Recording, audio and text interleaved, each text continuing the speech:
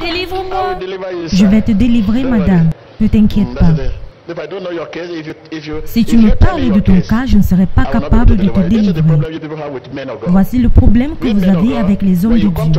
Si tu vas vers un homme de Dieu et tu te mets à lui expliquer ton problème, il ne sera pas capable de te délivrer de cela.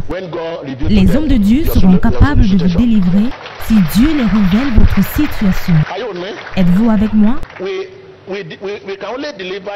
Nous pouvons vous délivrer d'une situation que Dieu nous a révélée vous concernant et non celui que vous nous dites.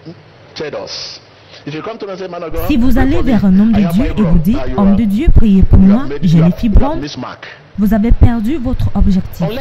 Sauf si c'est l'homme de Dieu qui dit « Ça, ce sont les fibromes ». Une fois qu'il a dit, il sera capable de te délivrer de cela. Alors nous mélangeons tout maintenant. Nous ne connaissons plus qui peut nous délivrer ou pas. Nous voyons les hommes de Dieu comme des spiritualistes. Tu salues l'homme de Dieu et tu commences à dire « J'ai les maux de tête, prie pour moi ». Définitivement, tu as perdu ton objectif. Laisse-le connaître que tu as les maux de tête. Et s'il découvre que tu as les maux de tête, il sera capable de te délivrer. Parce que le pouvoir du discernement se trouve dans la puissance des guérisons.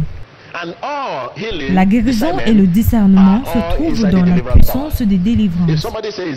Si quelqu'un dit qu'il est en train de te délivrer et qu'il est incapable de te parler de ton problème, alors cela est questionnable. Un voleur peut venir avec un pistolet dans la poche en disant « Homme de Dieu, prie pour moi » avant que vous n'étendiez la main et vous tire dessus. Alors, tu dois être capable de savoir si cette personne est sincère ou pas. Une personne qui vient pour vous tester, n'étant pas malade, il vous dit « Homme de Dieu, priez pour moi, j'ai les douleurs au ventre ».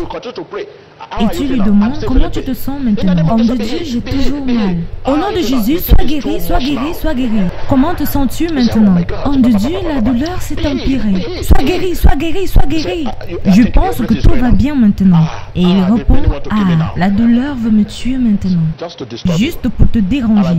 Et en fin de compte, il veut te prouver que tu es un faux homme de Dieu. Finalement, tu vas le laisser. Et quand la douleur augmentera, il se dira en lui-même « Honte à toi, homme de Dieu. » Alors, pourquoi est-ce que tu ne peux pas connaître la situation? Voici la raison pour laquelle j'ai dit qu'il y a deux types de foi.